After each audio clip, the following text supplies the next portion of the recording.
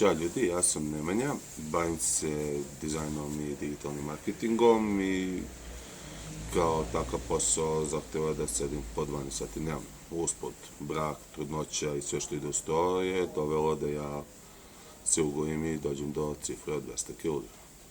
Pored toga, to je dovelo i do nekih zdravstvenih problema, hipertenzija, tahikardija i tako dalje. Upoznao sam Nebojšu preko prijatelja i on je bio ubeđen da može da mi pomogne i ja sam rešio da mu poverujem.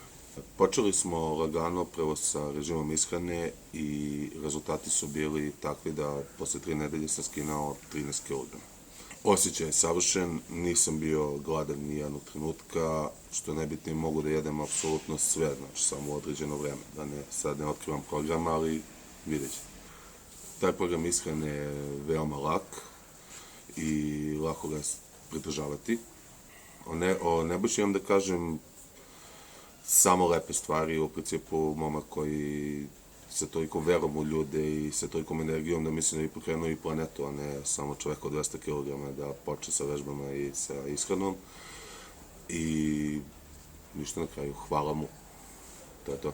Preporučio bi svima koji prvenstveno sede, bave se slični posao kao ja po ceo dan i ostalo, da se čisto malo pokrenu i da počnu da vežbaju, malo povedu računa o ishrani i sve će vam biti bolje, znači fenomenalan je osjećaj.